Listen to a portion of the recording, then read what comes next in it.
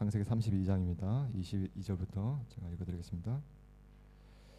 밤에 일어나 두 아내와 두 여종과 11 아들을 인도하여 야복 나루를 건널세 그들을 인도하여 시내를 건너가게 하며 그의 소유도 건너가게 하고 야곱은 홀로 남았더니 어떤 사람이 날이 새도록 야곱과 씨름하다가 자기가 야곱을 이기지 못함을 보고 그가 야곱의 허벅지 관절을 치매 야곱의 허벅지 관절이 그 사람과 씨름할 때 어긋났더라. 그가 이르되 날이 새려하니 나로 가게 하라. 야곱이 이르되 당신이 내게 축복하지 아니하면 가게 하지 아니하겠나이다. 그 사람이 그에게 이르되 네 이름이 무엇이냐? 그가 이르되 야곱이니이다. 그가 이르되 네 이름을 다시는 야곱이라 부를 것이 아니요 이스라엘이라 부를 것이니 이는 네가 하나님과 및 사람들과 겨루어 이기었음이라. 야곱이 청하여 이르되 당신의 이름을 알려주소서. 그 사람이 이르되 어찌하여 내 이름을 묻느냐 하고 거기서 야곱에게 축복한지라. 그러므로 야곱이 그곳 이름을 브니엘이라 하였으니 그가 이르기를 내가 하나님과 대면하여 보았으나 내 생명이 보존되었다 함이더라. 그가 브니엘을 지날 때 해가 돋았고 그의 허벅 다리로 말미암아 절었더라. 아멘.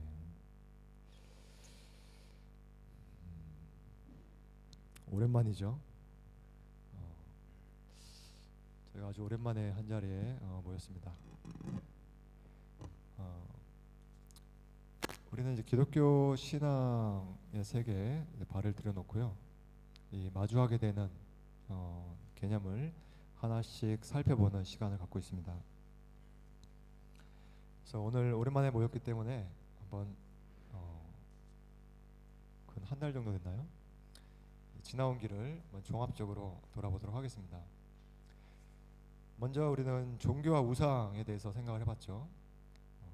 인간이라는 존재, 그러니까 인간이 존재하는 곳에 종교가 발생하는 이유는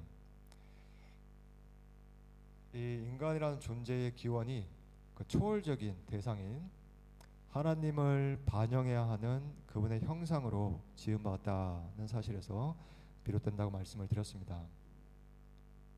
그러니까 인간은 처음부터 하나님을 알지 못하고는 자신의 정체성을 인식할 수 없는 그런 운명을 타고난 거예요. 문제는 인간이 하나님의 형상일 뿐 하나님 자신이 아니기 때문에 스스로 하나님처럼 되고자 할 때 그 형상의 순기능은 중단되고 역기능이 발생할 수밖에 없다는 거죠. 그래서 이렇게 일그러진 형상이 비추어내는 하나님의 모습은 일그러진 신의 모습이어서 세상은 그분을 알 수 없게 되었습니다. 그리고 이 타락의 역사에서 인간은 자신이 제대로 반영해내지 못하는 이 하나님을 눈에 보이는 대상을 통해 끊임없이 가시화하려는 노력을 하게 되는데 이를 우상숭배라고 했습니다. 다음으로 우리는 예배와 행복이라는 주제를 한번 생각해 보았죠. 왜냐하면 하나님의 형상으로 지음받은 인간 존재의 목적이 바로 이 창조세계에 하나님의 영광을 드러내는 예배에 있기 때문입니다. 그러니까 인간은 하나님을 예배하도록 지어진 존재예요. 이 사실을 말하면 신앙이 없는 경우에는요, 혹은 신앙이 있더라도 이러한 이제 문제를 충분하게 생각해보지 않은 경우에는요, 그 의도가 좀 순수하지 않다고 여겨질 수 있습니다. 잘 들리시죠? 제가 이 시스템을 처음 써봐서요. 이걸 주로 사용할까요?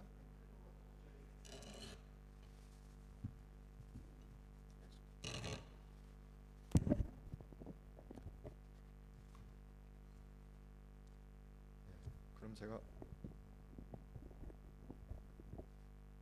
그냥 말을 이렇게 대고 이렇게 대고 하면 되나요? 네.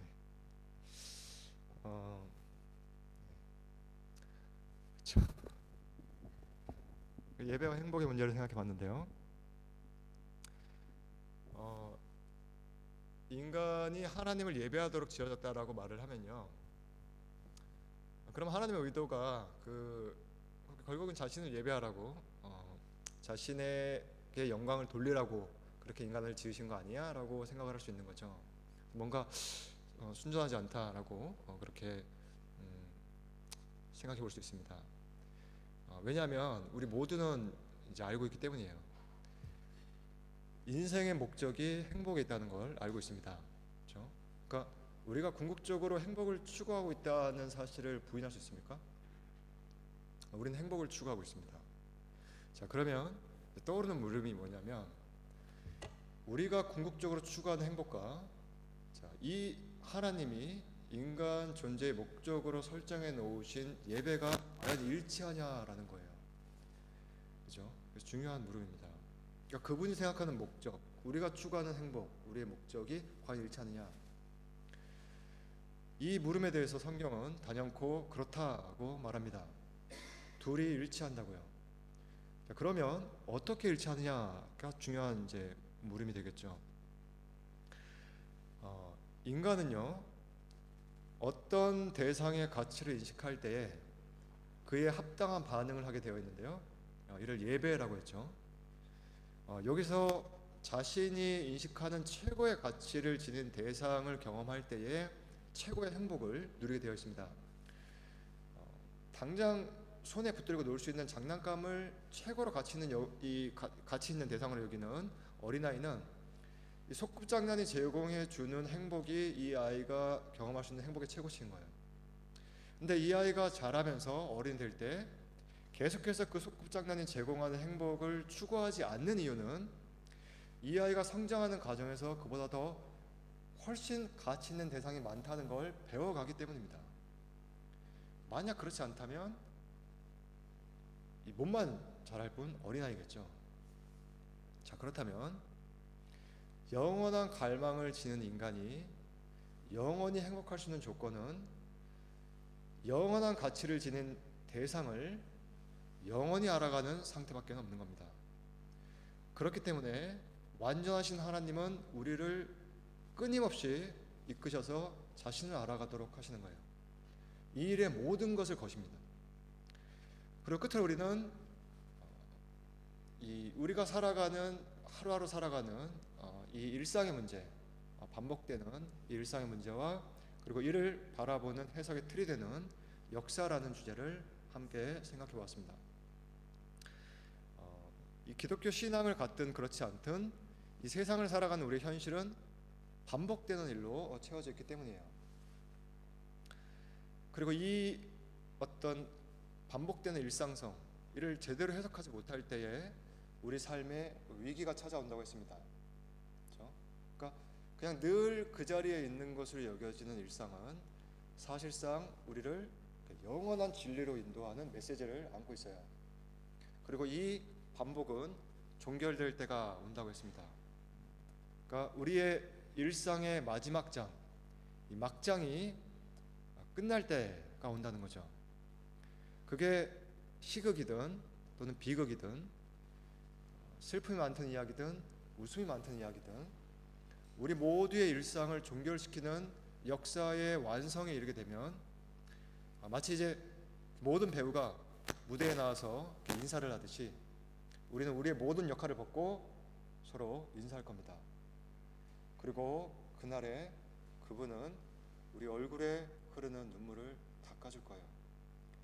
이게 성경의 결론입니다.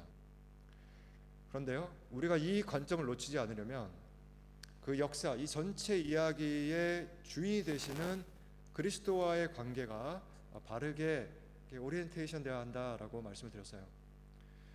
그러니까 세상에 찾아오신 하나님, 이분이 좌표의 원점, 역사의 중심이기 때문에 나의 시선을 이분께 고정하지 않고서는 내가 서 있는 위치나 오늘 하루의 의미도 사실은 제대로 해석할 수가 없다라는 겁니다. 그러니까 이런 배경에서 제가 그 전에 하나님과 우리의 관심사가 사실 많은 경우에 서로 다르다라고 말씀을 드린 거죠. 그래서 오늘 우리가 오늘 이제 나눌 주제는 바로 이 관심입니다. 이 관심이라는 이제 우리말 단어를 제가 보니까 참 재밌더라고요. 이 관심이라고 할 때 이 관이 관계라고 할 때 그 관자입니다. 그러니까 관계하다라는 의미죠. 그러니까 관심은 기본적으로 우리 마음이 관심이잖아요. 우리 마음이 어떤 대상이나 사건에 관계하는 일이에요.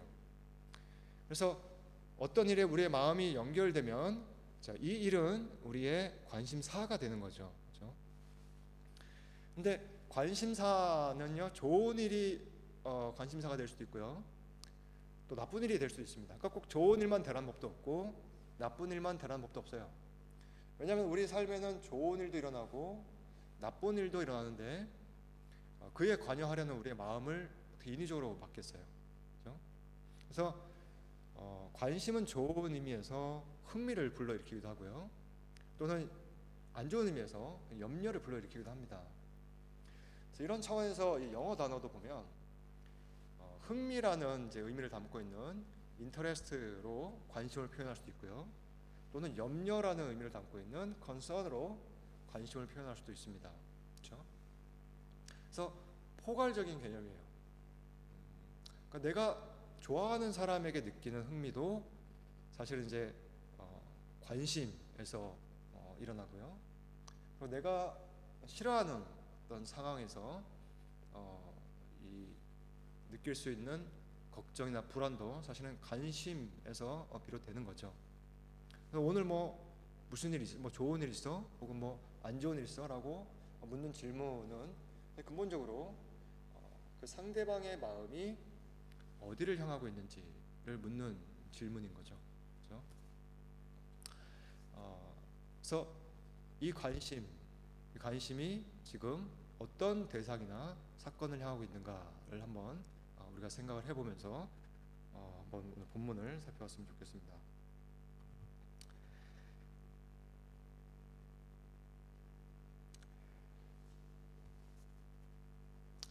자, 오늘 이 본문에 등장하는 이제 야곱이라는 사람의 관심을 보면요, 이제 흥미보다는 염려로 이제 표현되고 있어요.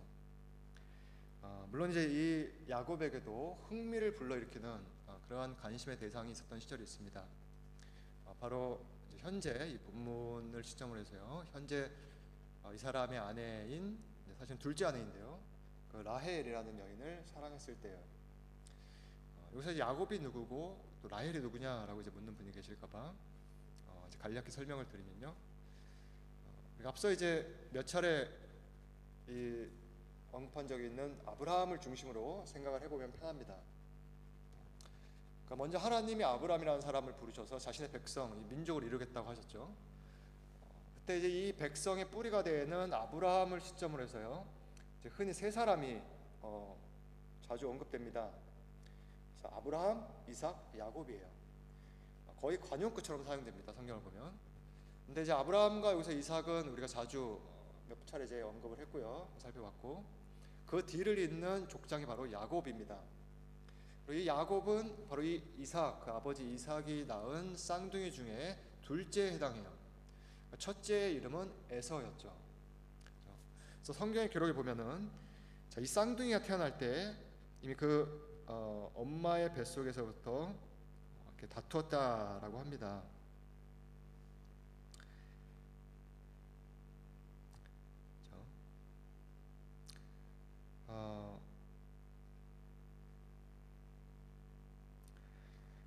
어머니 태 속에 있을 때부터 서로 싸웠다고 하는데요, 이때 이제 보면 출생할 때 아우가 그 형의 그 발꿈치를 이제 붙잡아요. 그래서 이름이 야곱이 되었다라고 이렇게 성경에서 설명하고 있습니다. 그러니까 태생부터 야곱은 형인 에서를 이기려고 그와 다투는 자였고요, 태어난 이후로도 이 형은 어떻게 생각했는지 모르겠지만 적어도 야곱은 이 형 에서를 자신의 라이벌로 생각하며 자라게 됩니다. 더욱 이제 그럴 것은 이들의 이제 아버지인 이삭이 사냥을 잘하는 그 형 에서를 사랑했기 때문에 이 아버지의 총애를 받는 형의 자리를 늘 질투하며 자랐을 거예요. 여러분이 고대 사회에서 그 한 가문의 어떤 유산을 이어받죠. 대표하는 이 장자가 갖는 혜택은 오늘날 우리가 상상하는 그런 어떤 상상을 초월하는 어떤 그런 권한을 의미합니다. 그러니까 야곱에게 있어서는 조금 더 일찍 태어난 그 형, 내가 이기려고 붙잡았지만 이길 수 없었던 바로 그 사람, 이 사람이 평생 자신의 라이벌로 인식이 되었던 거예요. 그래서 어느 날 형이 배고파 이제 죽게 되었을 때, 그런 상황에서 때마침 맛있게 끓여놓은 이 팥죽 한 그릇으로 이 형의 장자권을 달라고 이제 딜을 하기도 하고요.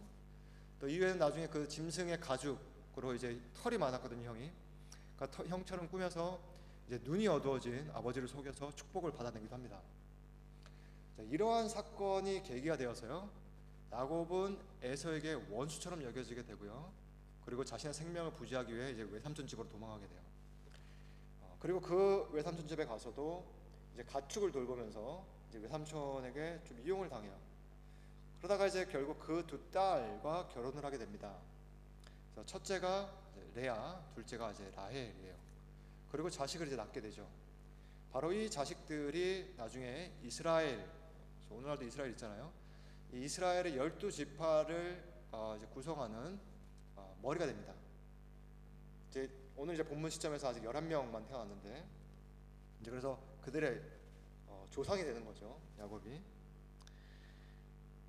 그렇게 해서 이제 야곱이 결혼을 하고 자식을 낳고 재산을 이제 오랜 기간 동안 이렇게 증식한 재산, 그러니까 그 당시에는 이제 수많은 가축이 되겠죠. 이런 가족들을 다 이제 동반해서 앞서 하나님이 그 할아버지와 자기 아버지에게 약속하신 땅으로 돌아가는 여정에 있게 된 겁니다. 자, 이런 이제 이야기의 맥락이 오늘 본문의 정황이에요. 근데 이 맥락에 이제 이르게 되었을 때요, 오랫동안 자기 내면에 뿌리 깊게 자리한 형에 대한 관심이 찾아옵니다. 그러니까 그 관심이 불러일으키는 걱정과 염려, 불안에 사로잡히게 되죠. 그래서 형 에서가 온다는 보고를 접하고 이렇게 설명합니다.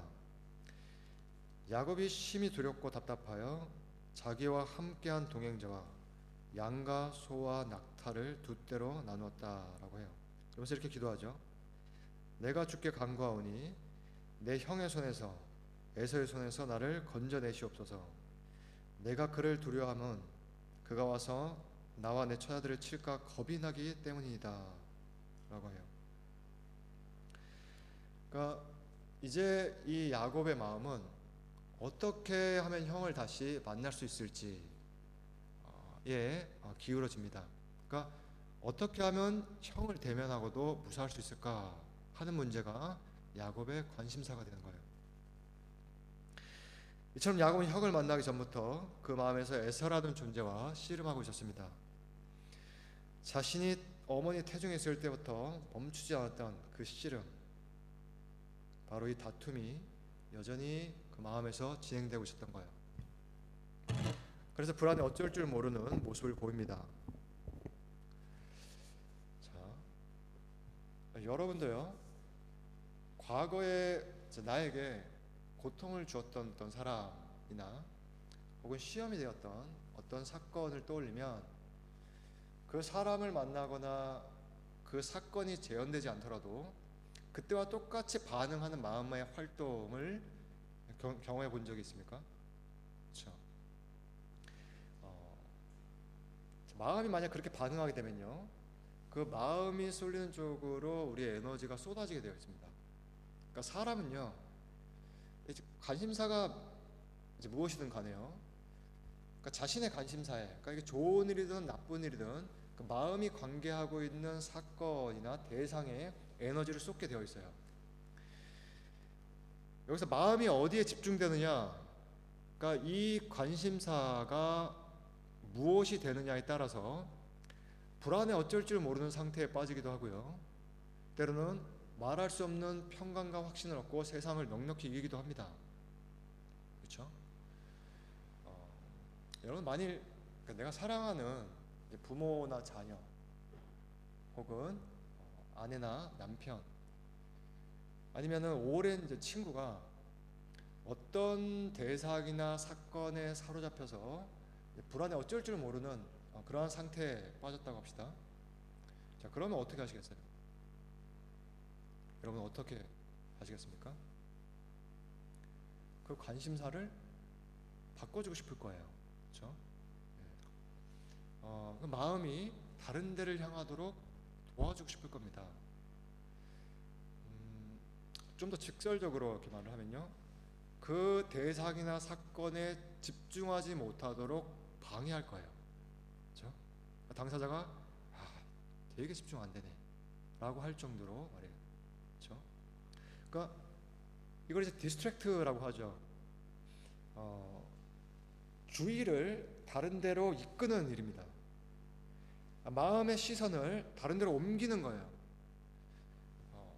그러니까 이렇게 마음의 시선을 다른 데로 옮기는 방해꾼을 우리는 디스트랙터라고 할 수 있겠죠. 그렇죠? 오늘 이 본문에서 하나님은 야곱의 디스트랙터가 되십니다. 어떻게 그렇게 하시느냐? 한번 22절부터 다시 한번 제가 읽어보겠습니다. 밤에 일어나 두 아내와 두 여종과 11아들을 인도하여 야복 나루를 건널세 그들을 인도하여 시내를 건너가게 하며 그의 소유도 건너가게 하고 야곱은 홀로 남았더니, 바로 이때입니다. 야곱은 홀로 남았더니, 그러니까 사랑하는 가족들과 애써 모은 모든 재산을 앞서 보내고요, 자신이 과거에 그 형에게 쫓기던 도망자 신세로 그 홀로 지내던 그 광야의 밤을 홀로 다시금 맞게 된 바로 이때에 어떤 사람이 갑자기 출현합니다. 그리고 날이 새도록 야곱과 씨름해요. 우리는 이 사람이 누구인지, 왜 찾아왔는지 아무런 설명을 듣지 못합니다. 성경은 그에 대해 아무런 설명을 제공하지 않아요. 그냥 이렇게 진술하죠. 어떤 사람이 날이 새도록 야곱과 씨름했다. 자, 여기서 씨름했다라는 표현은 나 요새 어떤 문제와 씨름하고 있어 라고 하는 그런 수사적인 표현이 아니라 말 그대로 치고받고 싸운 겁니다. 밤새도록 싸운 거예요. 그러다가 이 상대방이 야곱의 그 허벅지 관절인가요? 거기를 때리죠. 그러니까 뼈가 어긋나면서 야곱은 절뚝거리는 장애를 얻게 됩니다. 그래서 아마 평생 이 사건을 잊지 못하게 되었겠죠. 이상하지 않습니까? 이 이야기를 보면 굉장히 이상해요. 전개가. 자, 지금 야곱은요, 이 태어날 때부터 싸워온 자신의 평생 라이벌을 만나야 하는, 그 라이벌을 대면해야 하는 절박한 위기의 상황이 있는데요, 어떤 사람이 갑자기 나오더니 이제 어깨를 주물러주면서 긴장을 풀어주지는 못할 망정 싸움을 거는 거예요. 이건 우리 빅매치라고 하잖아요. 어떤 뭐 경기나 시합이 있을 때요. 그러니까 뭐 축구 같은 경우 예를 들면 뭐 꼭 말씀 안 드려도 알겠죠. 좀 어느 나라 싸운다 이렇게 되면 뭐 다른 말이 필요 없는, 반드시 이겨야 되는. 근데 본 경기를 뛰기 전에 예를 들어서 다른 시합을 한다고 해봐요. 그렇게 힘을 다 밤새도록 땀을 뺀다고 하면 이길 수 있겠습니까? 그런 거예요. 이 이상한 사람이 등장해서 야곱과 싸워요. 근데 이 사람이 먼저 싸움을 걸었는지 야곱이 먼저 싸움을 걸었는지는 알 수 없습니다. 성경은 그 모든 배경 설명을 건너뛰고요, 그냥 어떤 이상한 사람이 날이 새도록 이 야곱과 씨름하는 장면을 그려놨습니다. 마치 반드시 한 번은 싸워야 하는 싸움인 것처럼 말이죠. 자, 어머니 태중했을 때부터 이 다툼에는 잔뼈가 굵은 야곱이죠. 그래서 태어날 때부터 지지 않으려고 그 형의 발꿈치를 붙들었던 야곱. 근데 여기서는 이 이상한 사람을 붙들고 놔주지 않습니다. 여기서 야곱의 씨름은 더 이상 에서와의 씨름이 아니고요, 바로 이 낯선 사람, 이 남모르는 사람과의 싸움이 되어버려요. 그리고 자신이 온 힘을 다해 싸우던 자가 누구인지를 깨닫게 됩니다. 그래서 새벽이 되어서 이 사람이 떠나려고 하자 붙들고 놔주지 않으면서 축복해달라고 간청해요. 그러니까 여기서 야곱은 지난날 형의 모습으로 위장해서 아버지를 속여 축복을 받아내던 그때의 그런 모습이 아니라 정말 태어날 때부터 자기의 태생부터 지지 아니라고 했던 그 야곱의 기질, 그 진짜 야곱의 모습으로 이 사람을 붙들고 간청해요. 그리고 말합니다. 당신이 내게 축복하지 아니하면 가게 할 수 없습니다. 놔주지 않겠다라고 해요. 그 결과 자신이 태어날 때부터 형과 씨름하여 얻게 된 그 야곱이라는 이름이 아니라 하나님과 씨름하여 이스라엘이라는 이름을 얻게 됩니다. 그렇죠? 그리고 자신이 씨름했던 그 장소를 브니엘이라고 부르게 돼요. 직역하면 하나님의 얼굴입니다. 그러니까 여기서 야곱은 태어날 때부터 시작된 이 자기 인생의, 그러니까 그 인생 씨름, 이 사람이 평생에 이기고자 했던 그 씨름이 사실은 누구와 씨름해온 과정인지를 깨달았을 거예요. 왜냐하면 자신이 마지막으로 사력을 다했던 그 싸움, 그 고난이 바로 자신을 찾아오신 하나님의 얼굴이었기 때문입니다. 우리도 우리의 관심사와 씨름하죠. 누군가는 진로의 문제로 씨름하고요, 누군가는 자녀의 문제로 씨름하고요, 또 누군가는 재정의 문제로, 누군가는 건강의 문제로 씨름합니다. 근데 이 씨름이 이제 쉽게 끝나지 않을 때에 우리 영혼은 지치게 돼요. 그렇죠? 그러니까 저도 목회자로서 겪는 어려움이 여기에 있더라고요. 그러니까 우리가 서로 잘 알잖아요. 열심히 취업 준비를 합니다. 그러면 간절히 기도하죠. 주님 꼭 좀 문을 열어달라고요. 또는 주님 이 가정에 꼭 좀 자녀를 달라고 기도합니다. 그런데 시간이 이제 지체가 되잖아요. 그러면 이제 이런 마음이 슬슬 찾아오더라고요. 이것 좀 지금 들어주시면 안 되나? 이런 마음이 찾아들어요. 제가 결혼을 하고 나서요, 만난 첫 번째 위기가 있었습니다. 이 부분은 원고를 읽어드리도록 할게요. 저는 한국 나이로 30살에 결혼해서 31살에 아이를 낳아야 한다는 이상한 계획을 오랫동안 가지고 있었습니다. 왜 그랬냐고 묻지 말아주세요. 아무튼 그 계획대로 결혼을 했고 첫 아이가 생겼습니다. 그 다음 순서는 유학 준비였습니다. 그렇게 모든 일이 이루어져야 했습니다. 그게 가정을 세우는 길이었어요. 적어도 제 눈에는 그랬던 거죠. 그래서 강도다 고시를 보고 앞날을 준비하며 숨가쁘게 인생의 걸음을 내딛고 있었습니다. 그러다 어느 날 이미 상당히 배가 부른 아내를 데리고 병원을 찾아갔죠. 여느 때와 같이 아내를 진찰하던 의사의 얼굴이 여느 때와 달리 굳어지기 시작했습니다. 그리고 입을 열더라고요. 아이의 심장이 멈췄다고요. 이유를 물었죠. 답변은 모른다였습니다. 아이가 이 정도 크게 죽는 확률은 1% 정도에 지나지 않아서 원인을 알려면 부검을 해야 하는데 권해주고 싶지 않다고 하더군요. 그 이상 의사가 해줄 수 있는 말은 없었습니다. 이미 죽은 아이를 뱃속에 품고 진찰실에서 나오는 일 말고는 저희가 할 수 있는 일도 없었습니다. 그러다 조금 있으니 간호사가 보호자를 찾더라고요. 가보니 하는 말이 이 아이를 낳게 되면 소각 처리를 해야 하는데 보호자 동의가 필요하다는 거였습니다. 참고로 소각은 태운다는 거죠. 간호사는 자신이 맡은 행정 업무를 할 뿐이었는데 저한테는 매우 불쾌한 태도로 여겨졌습니다. 그때부터 뭔가 말할 수 없는 분노가 제 속에 일어나기 시작했습니다. 그날 밤 아내는 유도 분만제를 맞고 병실에 누웠습니다. 남들은 살아있는 생명을 보기 위해 고통을 견디는 그 자리에서 아내는 이미 죽은 그 아이를 이제는 보내주기 위해 고통을 견뎌야 했습니다.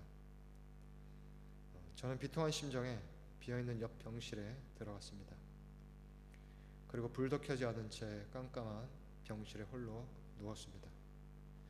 마치 그 밤에 야곱이 홀로 남았듯이 말이죠. 그런데 야곱이 그랬듯이 저 역시도 어떤 생소한 존재 앞에 있다는 의식이 들었습니다.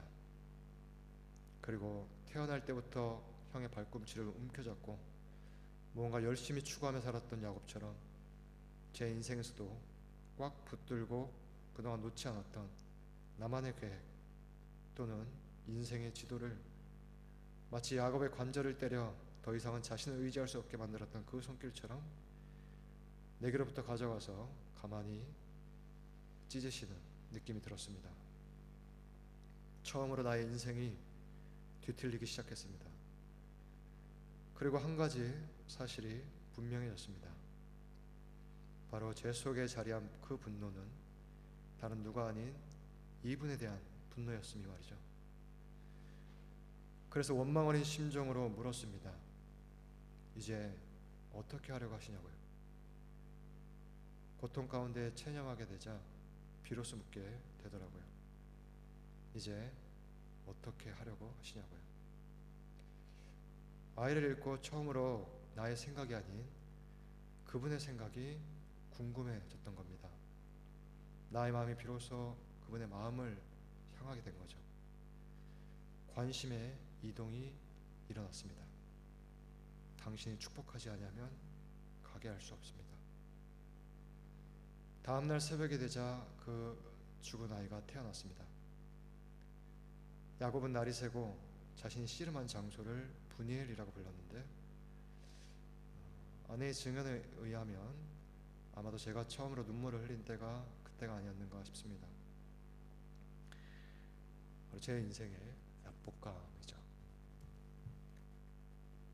여러분은 지금 누구와 씨름하고 있습니까? 어떤 대상과 또는 어떤 사건과 씨름을 하고 있나요? 여러분이 인생 가운데 하는 씨름이 어떠한 씨름이든 바로 그 씨름으로 인하여 저 불붙는 심정으로 여러분의 허리춤을 붙들고 정작 여러분과 씨름하는 이가 누구인지를 알아차리는 그 분이엘의 축복이